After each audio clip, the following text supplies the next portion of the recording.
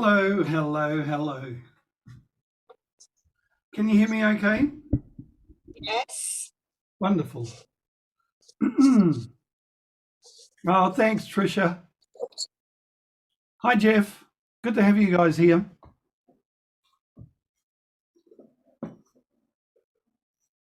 Anyway, welcome. My name is Vic.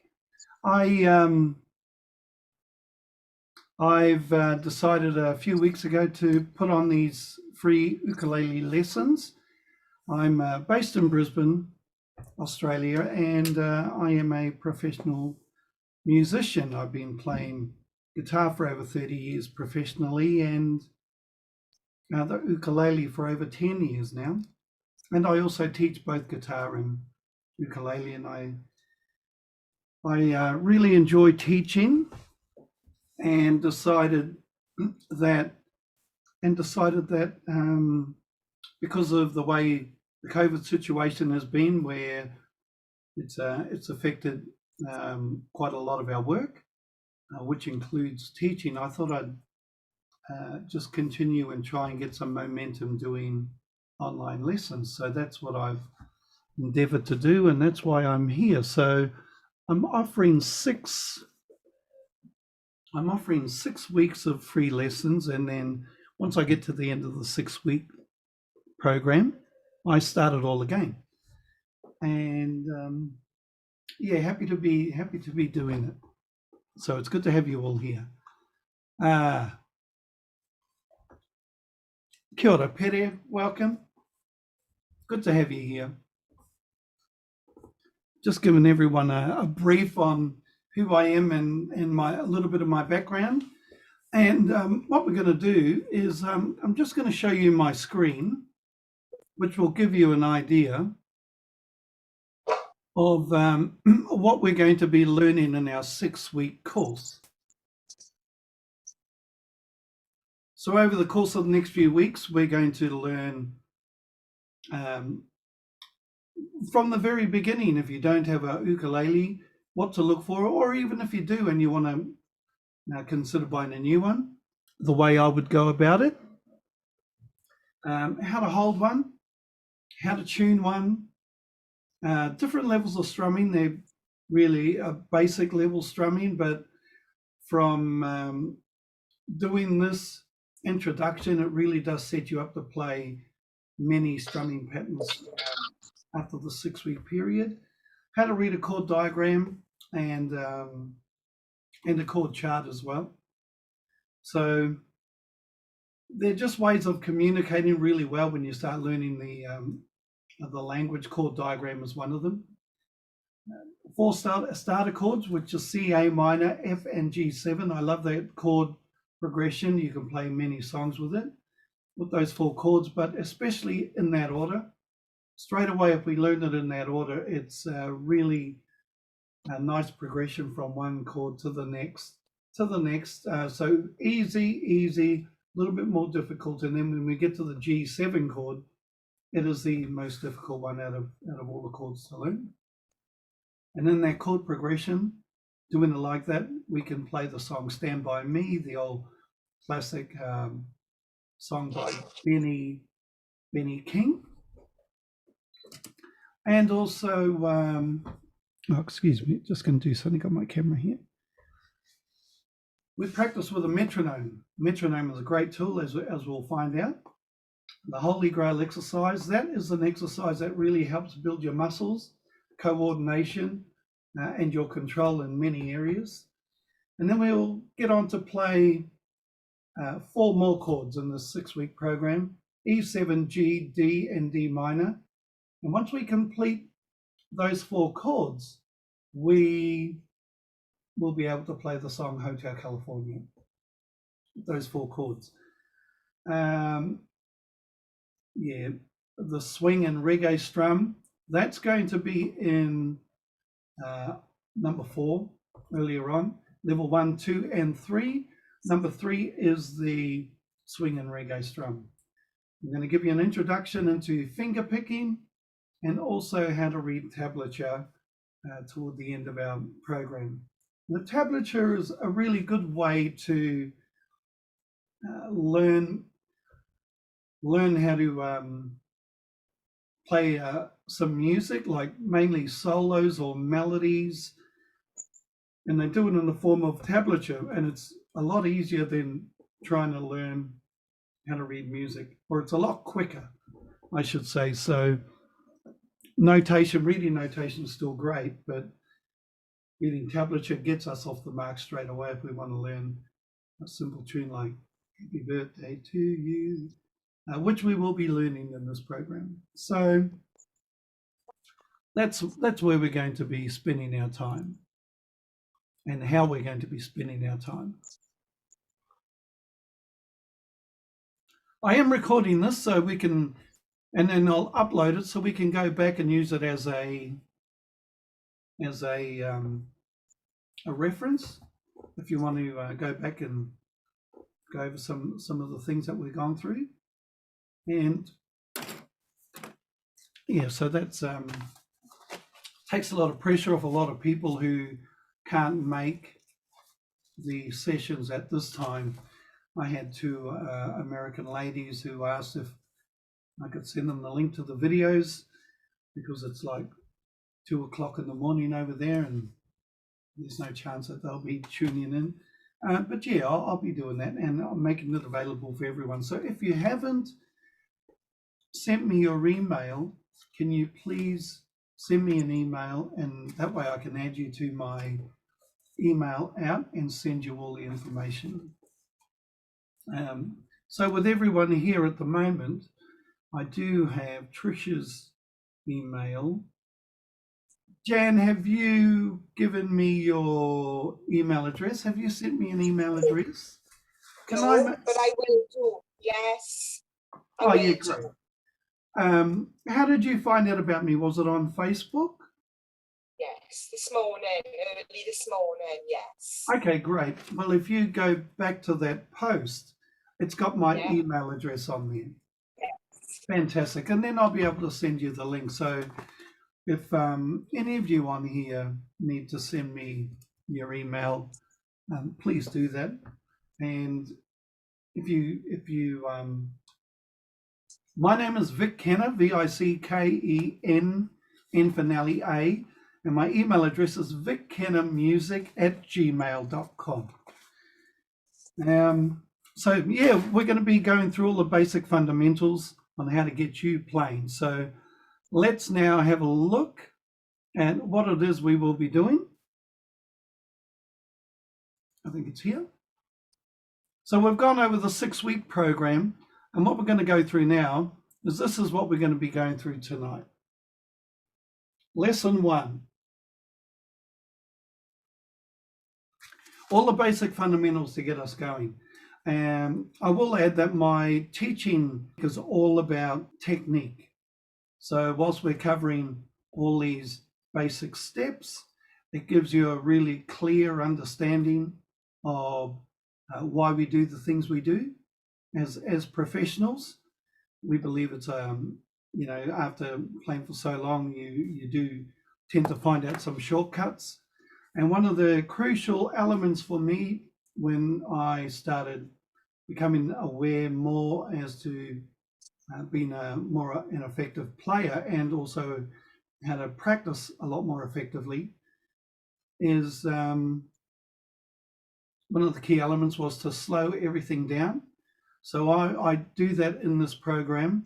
I feel that if you slow it down, it was really helpful for me to pick things up. I pick things up a lot quicker once I understood them. So you'll get an understanding of all the elements, as well as being able to play all these elements. So a little bit of patience is required and a little bit of practice. So when I practice, I like to try and put in at least 5, maybe 10 minutes.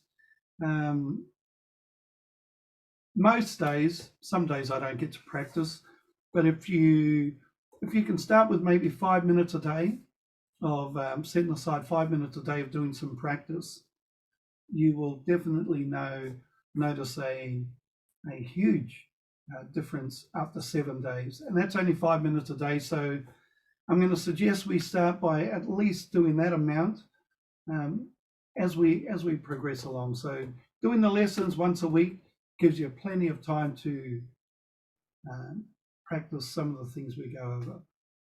All right, so let's have a look at this. Lesson 1, what to look for when we're buying a ukulele. Now, there are only really 2 key elements for me. One is how it feels in my hand, and the other is how it sounds. It was never about how it looked. And if it was, that was like at the bottom of the priority, but definitely how it feels. So how it feels is really big because my way of thinking, it's all about comfort throughout the whole experience of playing. You've got to be comfortable. If you're hunched over, or if you've got a bad habit of not being able to get yourself comfortable, and you've taught yourself to do that, then I don't want to change too much, if anything. But if you start right at the beginning, finding your comfortable place, then that's a really good place to start. How it feels in my hand. So I have a number of different size ukulele, and it's always about how it feels in my hand. Now, I've got a very big hand, and to hold something small, excuse me, to hold something small, it's not natural or normal. So I do try and find out where my comfortable place is, which I have done. But yes, it's all about how it's going to feel. So even if you have no idea on what that's like, it's best to actually go to a shop and try a few out. I have it nice and comfortable. I don't have a strap yet. I'll get to that. I mean, I do have a strap, but we're not going to get to that yet. It's actually firmly pressed up against my chest, and with my strumming hand, I'm holding the shoulder of my ukulele, and I'm going to try a couple of different positions. And with it tucked under here like this, almost as if I'm holding some books under my elbow, seems to be the best. Not back here, not around here, not down too low, not up too high. It's just that feels so natural for me right there. And then my left hand comes up and holds the ukulele neck in this part here. So base tucked under my elbow, shoulder held with my forearm, and the neck held with my chord hand in between my first finger and my thumb. Well, notice that the neck is pointing up on an angle a little bit. That seems to be a natural thing.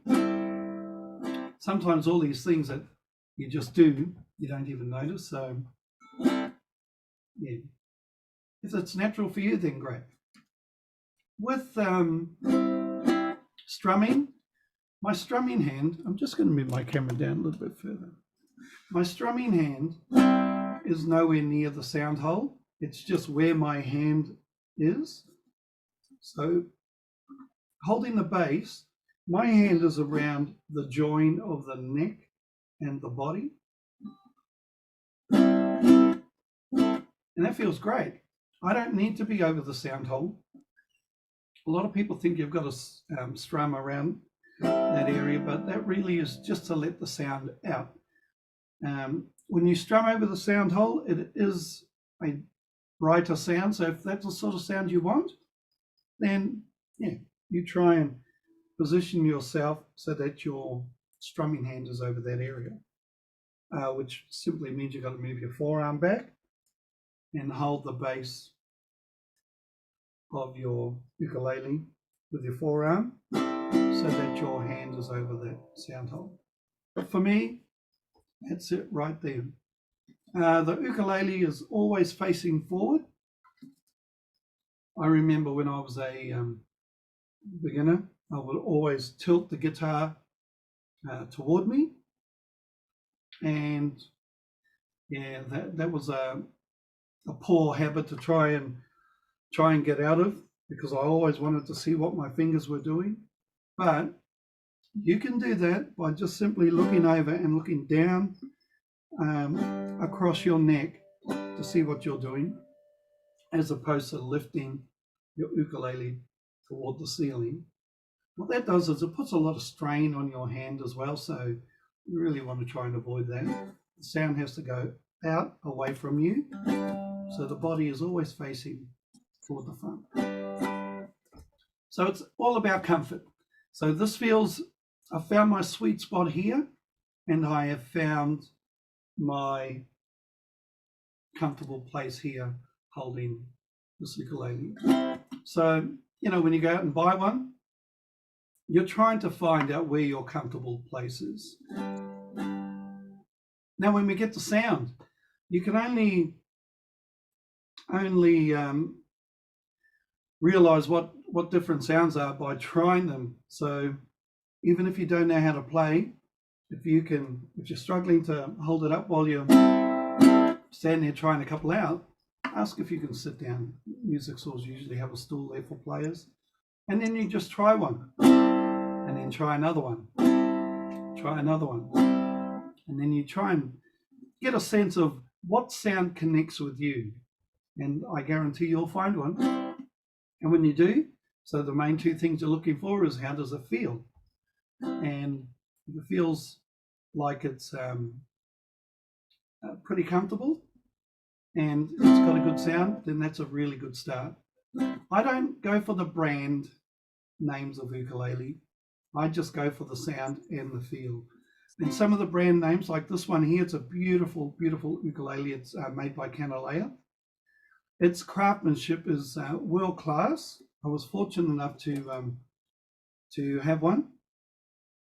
And the difference is between I think this is almost like $2,000 a ukulele. The difference between a $100 ukulele and an expensive one is the quality of the material and the quality of the craftsmanship that put it together. With that said, if I find a ukulele that has got a nice sound and feels really good, regardless if it's a $100 ukulele, I'd consider buying it, because those are the two main points for me. What else is there? Just one more thing when you're buying. The strings are a certain distance away from your fretboard. Your fretboard is this area here with all the frets and the dots. Now your strings are a certain height away, and some of them are actually a little bit too high. And if you've got to squeeze down pretty firm and it starts hurting your fingers, then I would ask if that can be changed, because it really has to be a nice, easy placement when you're pressing your fingers down on your strings.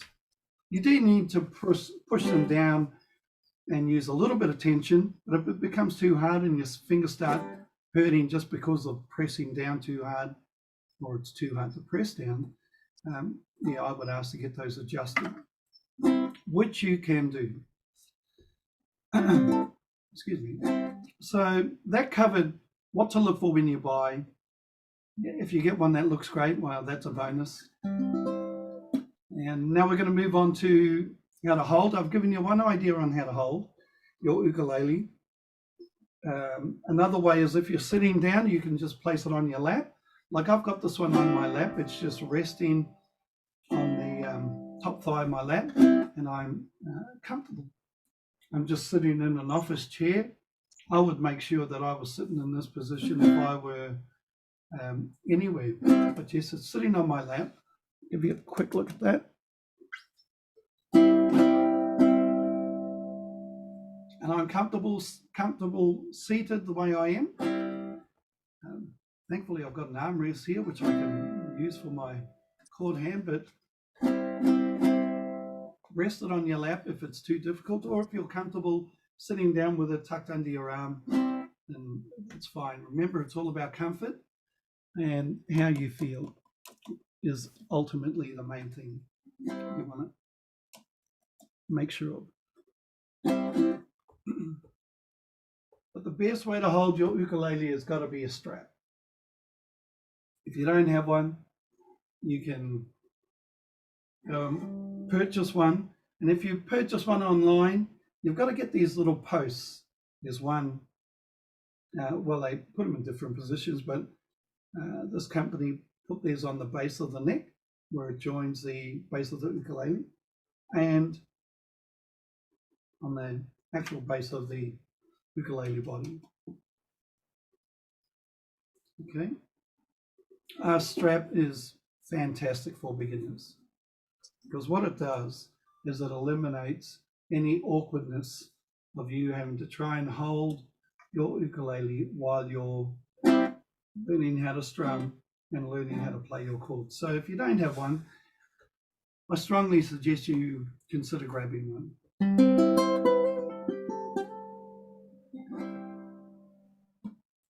Now to tune our ukulele, the tuners have advanced a lot since I first started. We used to just have these little units that we would plug our cable in, which had to be attached to here, and they would have a little microphone on them. If you didn't have a cable, and the microphone would pick up the sound. But now it's clip-on, and they pick up the vibration of your string. It's brilliant. And how they work is they've got a little display window. Now my ukulele, I know I've got a baritone player among us. And the ukulele I'm playing is a tenor. The tenor, concert, and soprano ukuleles are all tuned to the same pitch, but a baritone is tuned differently. A baritone is tuned to the 4 bottom strings of a guitar.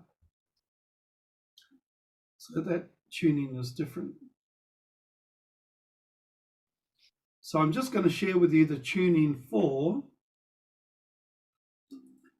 the concert, soprano, and tenor ukulele. Now on this window here is where it's going to display the name of the string and also a needle which indicates whether it's flat or sharp. Now flat means it's underneath the pitch and sharp means it's over the pitch. So if it's flat, you've got to tune it up, and if it's sharp, you've got to tune it backwards. And how it indicates that it's in tune is the needle usually goes to the center and changes color. Okay, so hello folks, welcome to all of you who've just arrived. We're just in the tuning of the ukulele. So hi there. Hi, welcome. I didn't realize I had my screen on share all the way through that, so I've just realized some of you probably didn't get to see what I was demonstrating. But don't you worry, because I'm recording it on my camera and I'm going to send a link to you all so that if you missed anything, you will get to see what I'm actually doing. So can everyone see me and hear me okay? Great. Yep. Oh, that's cool. I love the thumbs up. The thumbs up is a way to... That's very British, isn't it? Fantastic. So we've got thumbs up for all is good. We've got thumbs sideways for don't understand. And we've got thumbs down for I need some help. Okay. So great. Not sure. Please help. All right. Now, I'm just going to quickly go around and make sure everyone's muted. I think everyone is. And that way we won't get interrupted. But please, if you have any questions, jump in at any time and please ask.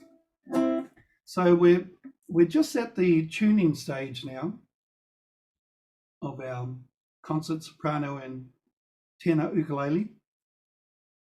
Now, this one here, and some of them do, some of them may not have, but this one here has got a little button. It's got a little button on the side where it chooses the mode. Now this one, I can see U is up there for ukulele, but I tell you, when I first turned it on, it wasn't responding. And then I looked to see what the mode was set on, and it was set on G for guitar. So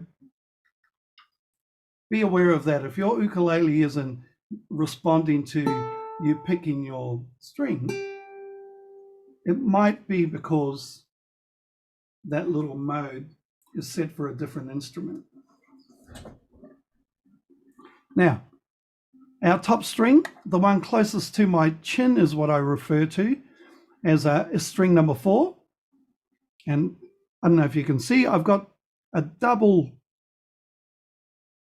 G string on the top. So one is high and one is low. And they're pretty close together. So I requested to have a high and a low G string for the sound that I'm after. But most of them have just 4 strings, and some of them have 8 strings. So we've got G. Now I notice it's not working. Now it is. G, I'm happy with that. So when it goes into the middle, it'll change color. I won't play the low one because it's recognizing that low one as a guitar string. So I'll just go to the next string. String number 4 is G. The one below it is number 3. C. That looks good. The one below that is E. Happy with that. The one below that is A. So G, C, E, A. And I've got a little acronym for that. Good children eat apples. I share that with all my students who are around 6 to 10 years of age, and it's really helped me remember what the strings are on occasions as well.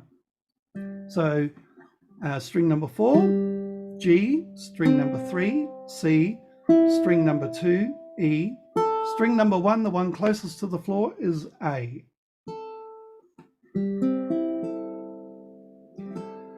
Now there's a catch, another catch with these tuners is that if I played G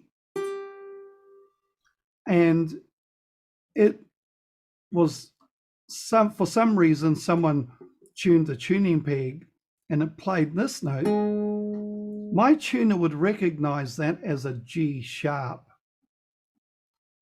And if you don't see the sharp, you will be tuning your ukulele to a different pitch. It should be G. And the way you recognize a sharp is with a hash, and the way you recognize a flat is with a little B. So check that out on your tuner at some stage. And you could find out if you played your G and it was tuned, and then you gave it a good half turn, maybe a little bit more, all of a sudden it will be going down toward F. It goes backwards, our musical notes. So if I started in G and I was tuning down, I would be going backwards in the alphabet. And that's how I see music. I see it as the alphabet. The alphabet starts in A and it goes to G. And when it gets to G, it starts again in A, but up an octave. So if you start and you play your note G and we go backwards, your tuner will pick up a G flat, and you would recognize it as a G and a little B before it gets to F. Now I won't go into any more detail than that because become a little complicated, but I'm just saying be aware that when you tune your ukulele and you can see that the needle's in the middle, just make sure that on each note there's no sharp or no flat beside it. If there is, it means you've tuned to either a G sharp or a G flat or what have you. I hope that makes sense. But that's a trap. One of my students in a group, I would go and see them once a fortnight, and for a couple of months he was struggling with his tuning, and we worked out that that's what was happening. He was tuning his semitone different to what everyone else was. Anyway, I thought I'd mention that for you. So,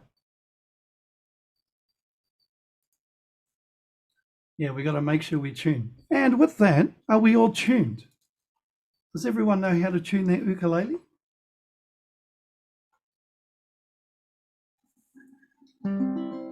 So Jan, we've got Jan. Jan's tune. Everyone got thumbs up. Trish's tune, nice work. Oh, great one, Sue. Trisha's worked out how to communicate with us. I like that. Now, let's move on.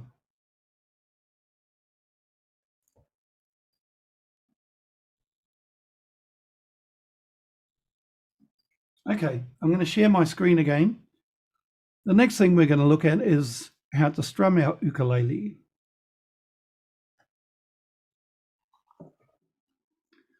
So in this course, I'm going to share with you these three very simple strumming patterns.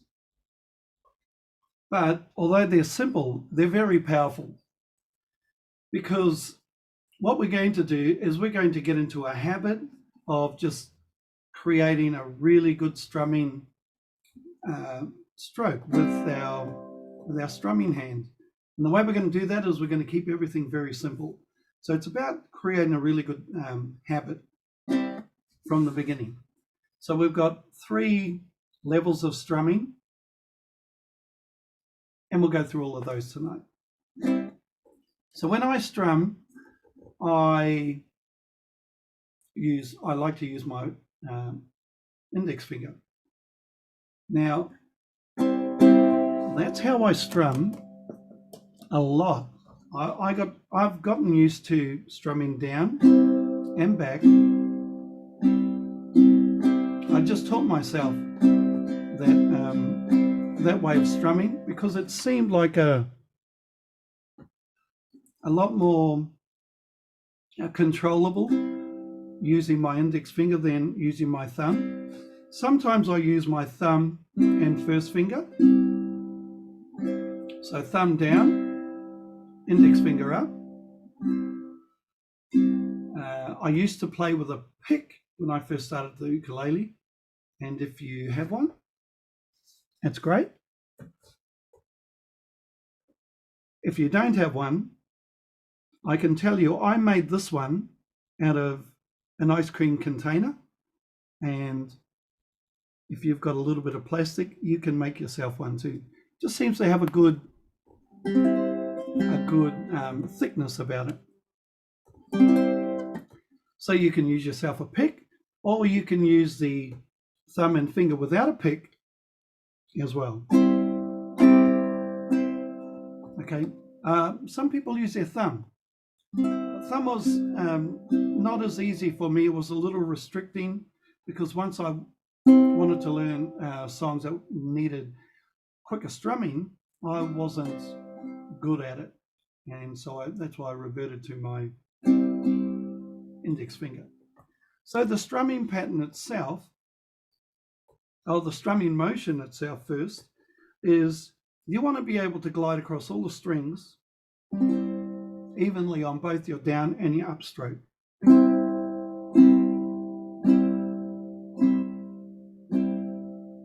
You want to be able to hear all the strings ringing. Sorry, I'm using the chord. I'll just use no chord. Well, this is, yeah.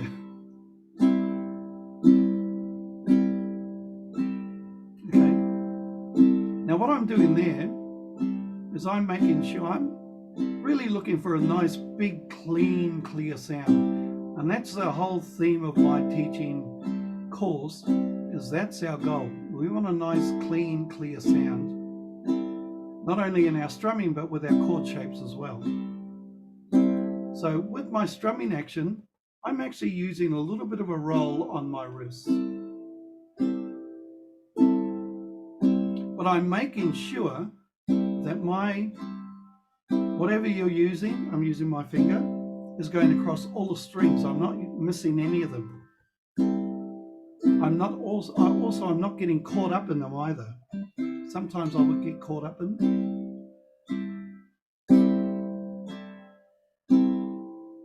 Okay. That's it. That's the goal of our strumming, level 1 strumming. Down, across, on all the strings. Now, we may as well just go through a little bit of a practice on those and a little bit of a warm-up. Now here, I'm just Google searching a metronome. Metronome. Now the first one that comes up, I'm going to push. And when I do, it just comes up straight away, looking like that. Now you can use your slider. You can use your slider. You can also do it on your laptop or your iPad. And if you do use your slider, we're going to start at 44 beats per minute. You've also got the little arrow to go, the little plus to go faster, or the minus to go slower. So you can get right in there.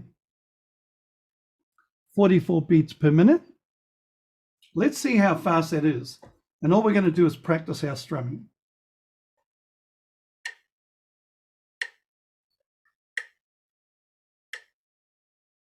Can you hear that?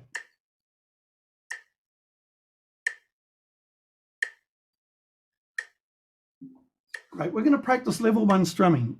Level 1 strumming is indicated by the arrows, and those clicks that you hear from the metronome, they're our beats.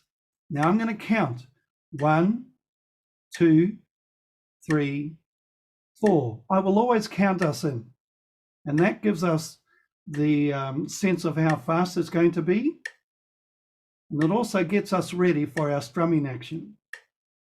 I'll count again, and then we'll begin on the next lot of 4. 1, 2, 3, 4. A downstroke, no chords. Up, down, up, down, up, down, up. And again. Up, down, up, down, up, down, up. One more time. Just focus in on, see what your sound is. Are you going across all those strings nice and evenly? Is your fingers getting caught in any of those strings? 3, 4, and stop there. Now I know that might seem very simple for you, but it's, like I said, it's a powerful way to practice, slowing everything down, because what happens is you get a sense of how things feel and also how things sound. And what we want is we want to create a really good sound so that when other people hear us playing,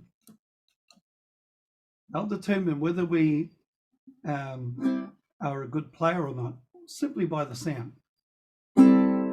Okay, now let's have a look at level 2. It's the same action, but instead of going 1, 2 on the beat, we're going to throw an extra strum in between the beat. So it goes 1 and 2 and 3 and 4 and. Everyone okay with that? All good? This is level 2 strumming. Same tempo, 44 beats per minute, but we're going to sneak another strum in there. 1 and 2 and 3, and 4, and down, up, and up, 3, and 4, and again, down,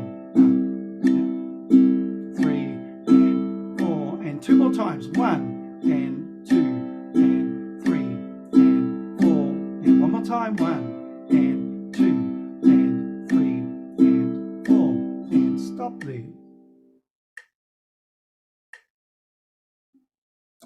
How'd you go? Did you manage to keep in time okay? That's great. So even if you just start practicing with your metronome at 44 beats per minute, the whole game is to be able to stay in time with your metronome. So if you can stay in time with your metronome for, I don't know, do you reckon you could do it for 30 seconds? How do you reckon? Do you think 30 seconds you could hold your strumming pattern in time with your metronome? Oh, if you can, fantastic. If you can't, don't worry. Just see if you can make it 15 seconds and build from there. Because playing with a metronome is not easy to start with. But once you get used to it, it brings your timing in line. It really makes you very strict with your strumming. When you're playing songs, your timing is crucial. So practice with your metronome, 44 beats per minute. If you want to, well, you can have plenty of fun until we see each other next time, but I'm going to suggest keep it slow, but if you want to, maybe go up to 50 beats per minute and see how you go with that. But when you're practicing, it's all about that control. Nice big sound, nice easy strumming strokes, and staying in time. And see how you go. Makes sense to everyone? Everyone got that? Awesome. Now the next strum, level 3, not easy, not easy. But some of you who can actually already play might naturally already do the strum. It's used for swing, songs with swing like rock and roll songs, and I also use it for reggae. So this is our swing and reggae strumming pattern, level 3, at its very simple form. You can see there's hardly a difference between level 2 and level 3. There's the counting is still the same. 1 and 2 and 3, etc. However, if you have a look, the and is moved closer to the downstroke beat. So it gives us that swing feel.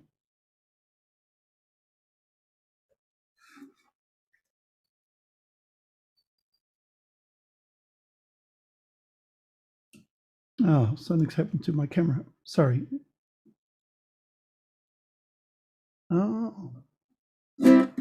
So it gives it that swing feel. And I know you'll get to follow it along while I'm playing it. So let's have a look at it. Instead of going 1 and 2 and 3 and 4, and it's going 1 and 2 and 3 and 4 and 1 and 2 and 3 and 4 and.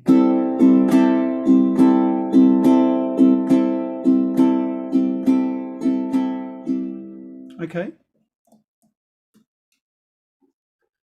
44 beats per minute. Let's see what that sounds like. See if we can do it. Oh, you know what? I think that's a little bit slow for this strum. Here's how it's going to sound if it were this slow. 1 and 2 and 3 and 4 and 1 and 2. So I think that's a little bit slow. I think I'm going to move our level 3 strumming pattern up to 60 beats per minute.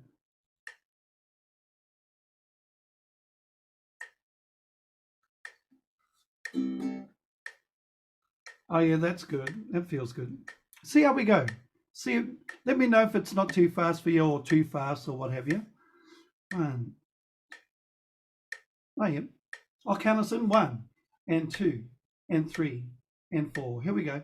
1 and 2 and 3 and 4 and 1 and 2 and 3 and 4 and 1 and 2 and 3 and 4 and 1 and 2 and 3 and 4. Two more times. 1 and 2 and 3 and 4 and 1 and 2 and 3 and 4 and stop there. How'd you go? 60 beats per minute? Was that good, Sue? Sorry, I can't see your thing. Oh, nice. Nice, Shah. Welcome, Shell.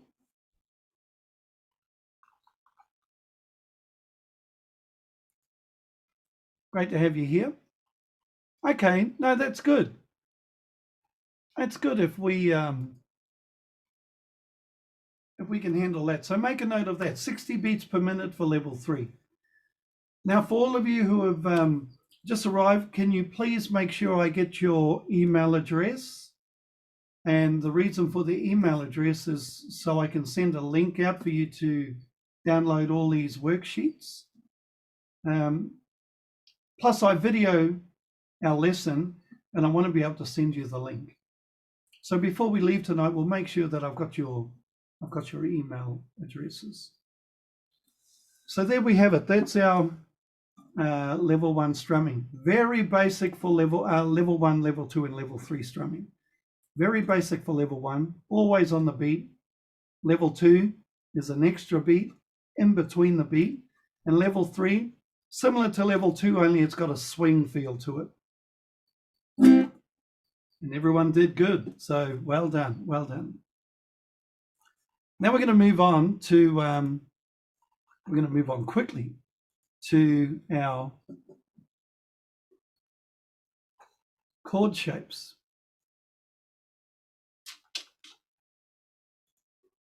Come on.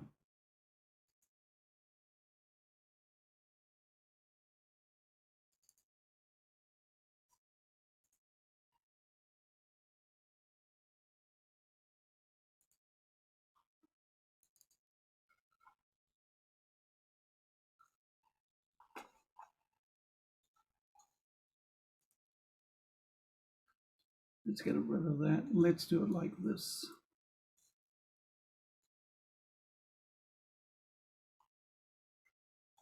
Can everyone see that okay? Nice work. How many of you can actually play those 4 chords?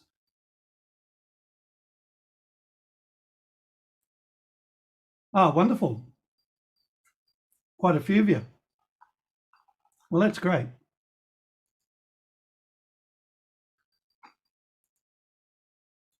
I will still go through for the benefit of those who may not.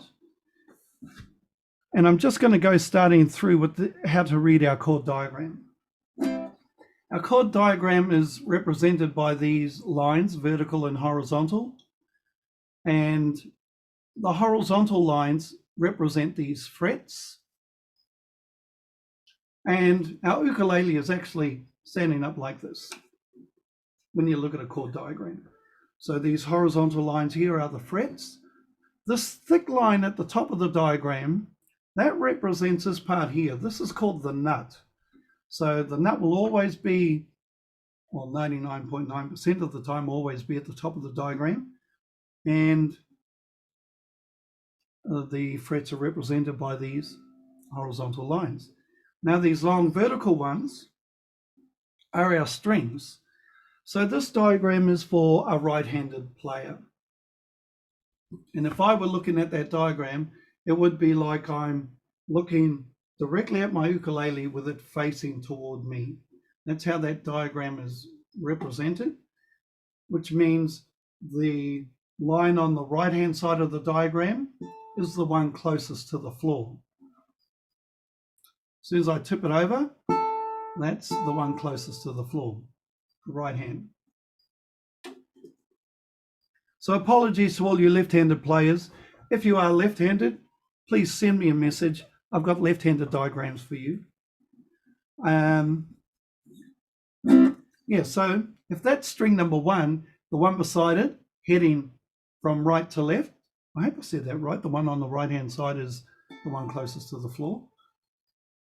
The one beside it, on the left-hand side of it, is string number 2, string number 3, and the one on the left-hand side as you're looking at it is string number 4, the one closest to your chin. The black dot represents a finger where they want you to place your finger, and the number on the dot represents which finger. So we've got our thumb, our first finger, second finger, third finger, fourth finger. Thumb, 1, 2, 3, 4. So if we look at the chord C, it's telling me to place my third finger on the string closest to the floor on the 3rd fret. 1, 2, 3. Now see these frets here, these little metal bits? We don't actually put our fingers on them. We place them behind on the board itself, on the fretboard. So never on the fret itself.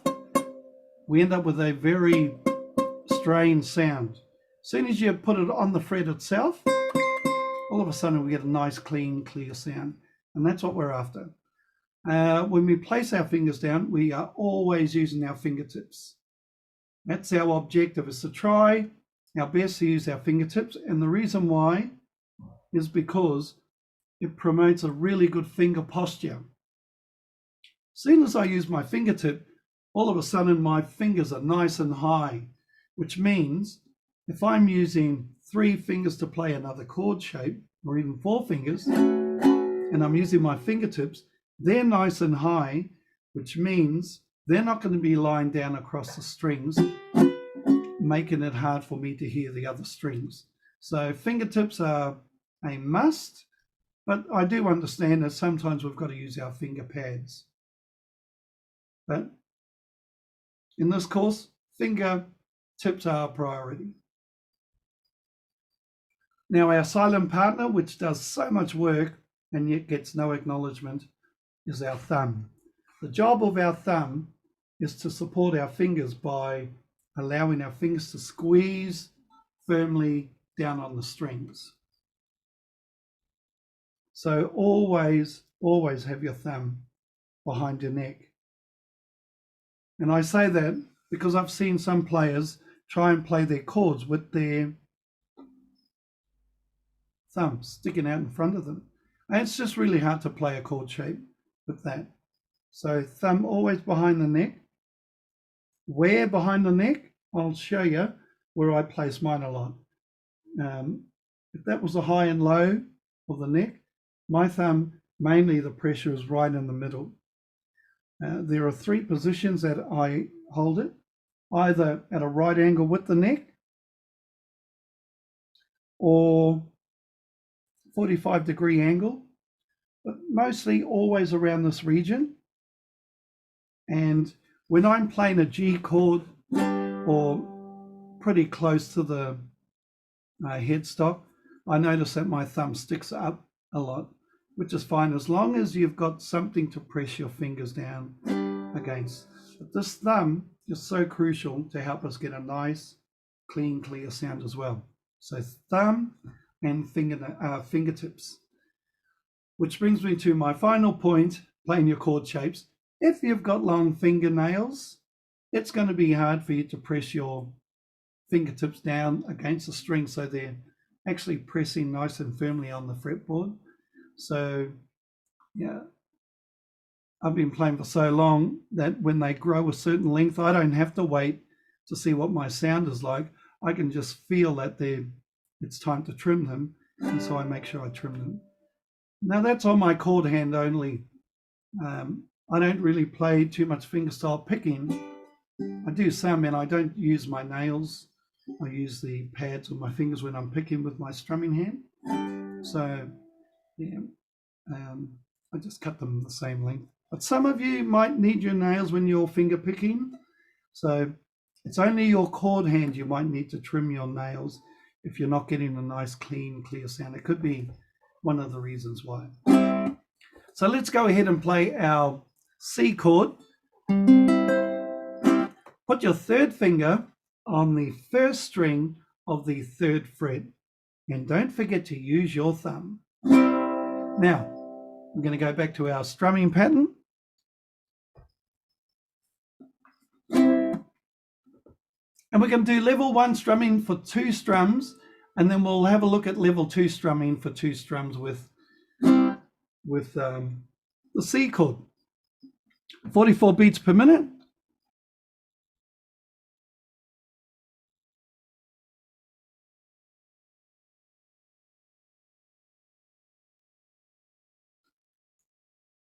I know time's flying, so 1, 2, 3, level 1 strumming. C, up, down, up, down, up, down. One more time.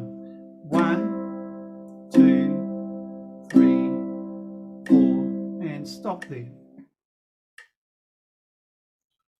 So just remember with your strum, we're after a nice big sound. Make sure you go across all those strings. So C with level 2 strumming.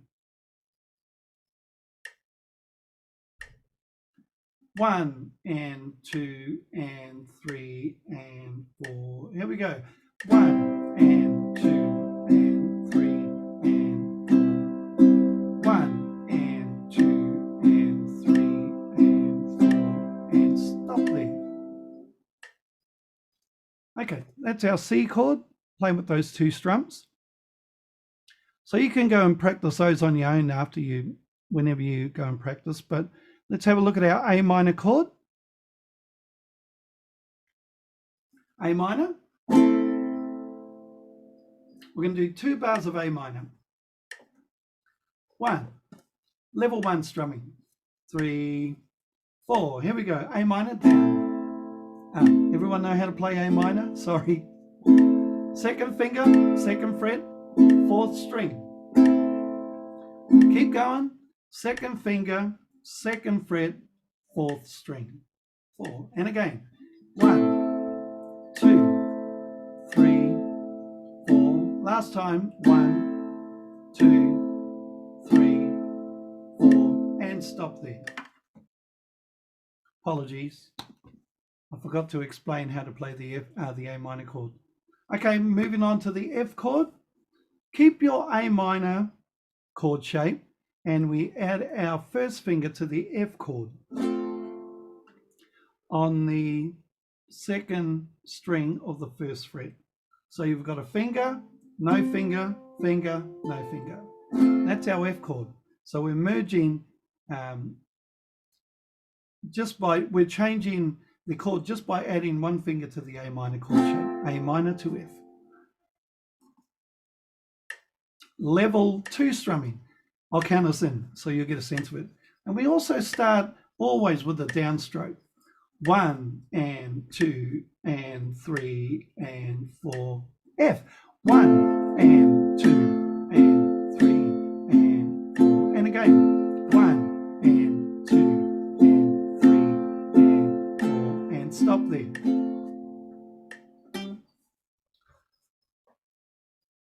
So we got 3 chords. C, A minor, and F. Our last chord, which is the most difficult one for our beginners, is G7. So here's what we do. We've got to try and make things easier for ourselves to save us time. And where time is spent is, as a beginner, is trying to remember what the chord shape is, what fingers to use, and where to place them. And by the time we've worked all that out, we get left behind. So here's the way I want you to practice. And for all of you who already know these chords, you do this with any other chords that you might be struggling with as well. And so we're going to go from F to G7, and I'll show you what we're going to do. So F, it's a movement of a couple of things. One is our second finger moves down to the next string. on the same fret. So finger number 2 is on fret 2, string 4. We're just going to move it down to string number 3, keep it on the same fret. Finger number 1 does not move, it stays there. Now we're 2/3 of the chord G7. To play G7, we have to place our 3rd finger on the 1st string of the same fret, fret number 2. Now, if you don't move your hand away from the neck, you're going to be really squashed to try and put your 3rd finger down. So to help me, I just move my palm away. So with no fingers, I just do this, move it away, and all of a sudden, I've got so much room to place 3 fingers down in that little space. So we're going to go to F and just simply move your 2nd finger back to the 4th string, take your 3rd finger off if we're playing our G chord, our G7 chord. Now we're going to go to G7. Bring your 2nd finger down, moving your hand away, and then we're going to place our 3rd finger on the 1st string of the 2nd fret. Now I'm going to do it again because this is the way I want all the beginners who have never done this before to practice. To simply practice this action. F, pivot on your 1st finger and place your 2nd finger on the next string down and your 3rd finger on the 1st string of the 2nd fret. Now for all of you who can play, I want to ask you, are you placing your 2nd and 3rd finger down at the same time? Because ultimately that's what you want to try and do. Get your fingers used to landing on the chord, on the strings at the same time. It saves so much, it really does save so much time if you can go F to G7 and you land your 2nd and 3rd finger down on those strings at the same time. If you can't do that, don't panic. That's how we're going to overcome that. So let us just do a really quick recap over those chords because I'm running out of time. A quick recap over all those chords. For our beginners, get used to what the chord shape looks like. So when you play the chord, 3rd finger, 3rd fret, 1st string, say the name of the chord. C, when you go and practice your A minor, 2nd finger, 4th string, 2nd fret, say the name of the chord. A minor. And even when you strum, so I'm not strumming like this, I'm just giving it one strum. A minor. Make sure you've got a nice big full strum sound. Play your F chord, keep your A minor shape, but just add your 1st finger. 1st fret, 2nd string, and say the name. F. Now next chord, bring your 2nd finger down, place your 3rd finger in place, 1st string, 2nd fret. G7. G7. That way you're going to start remembering what chord shapes belong to what names. Another trick that I do is I like to memorize what the chord shape looks like. 1 finger for C, and I try and take a photograph to help me remember what that shape looks like. C, 1 finger, 3rd finger, A minor. Okay. F, 2 fingers. G7, 3 fingers. And because F and G7, the transition from one chord to the next is difficult, I would spend 2, maybe 3 minutes just doing this exercise. F, G7, F, G7. Now I don't know if that change is too fast or too slow. So you just have to play it at the speed that's comfortable for you. And what's comfortable for you is being able to change it really easily. And it doesn't matter if it's painfully slow, whatever works for you, where you can place your fingers down and create a nice, clean, clear sound, then that's where you start. And then the practice is to try and get used to it enough to speed that up. So hopefully after a period of 7 days, that chord transition from F to G7 is going to become much easier for you. And also you don't have to stick to that 4 chord order. You can change them around. Maybe start with A minor, move to a G7, go to an F, play a C, you know, jumble it around. And that's going to help you get used to these 4 chord shapes. So the sooner we remember them, the much easier you're going to be able to play some of the things that are coming up in the coming weeks. Any questions, anybody?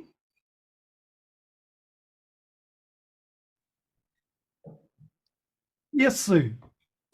Just wanted to say it was such a good tip about the thumb putting pressure on the back, because I still get a horrible sort of sound with a couple of them, but putting pressure on the back does make a difference. It helps get the fingers down. So I'm really glad to know that. I mean, in a way it's obvious, isn't it? But it's not until you're told. No, well, that's right. And there's going to be a lot of those little gems that I will be sharing with you all. So yeah, thank you for that, Sue. If there's any questions any of you have, please let me know, whether it's now or via email. I look forward to it because I'm pretty confident I'll be able to help you. What else? What else was there? I think we've covered almost everything. Let's have a closer look here. Yeah, look, we've done well. We got it all in. We got it all in. So where are you guys? I can't see where my Zoom is anymore. There we are. Hey, so thanks for tuning in. I hope that was a lesson worthy of you tuning in and picking some tips up. Like I said, it's all about the beginners. So although some of you have some knowledge, I'm so happy to have you here. And I do have some advanced players joining me as well. And, you know, so a lot of the stuff you'll probably know, but as Sue found out, there's going to be a couple of things there that you will certainly pick up. Definitely have fun with what you've learned so far.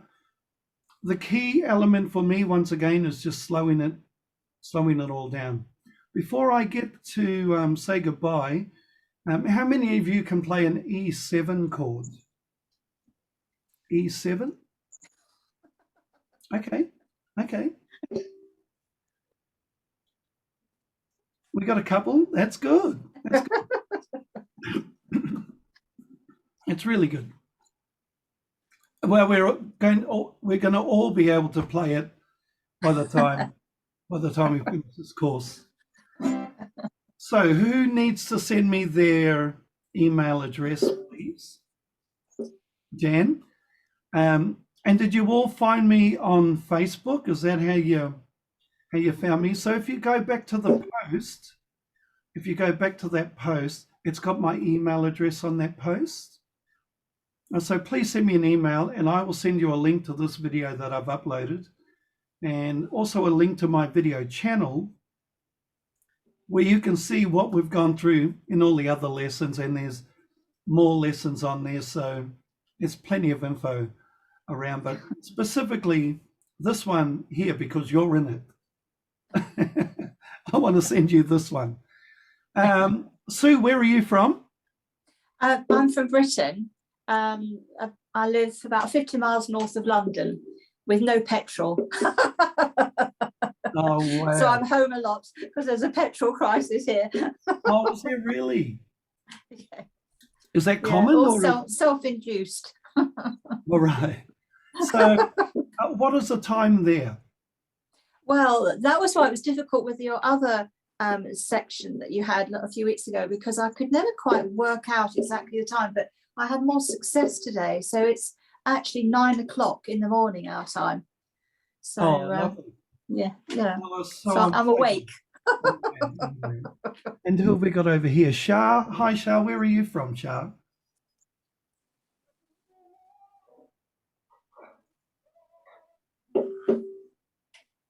Kia ora. Kia ora. Does that give it away? Yes, wonderful to have you join us, Shah.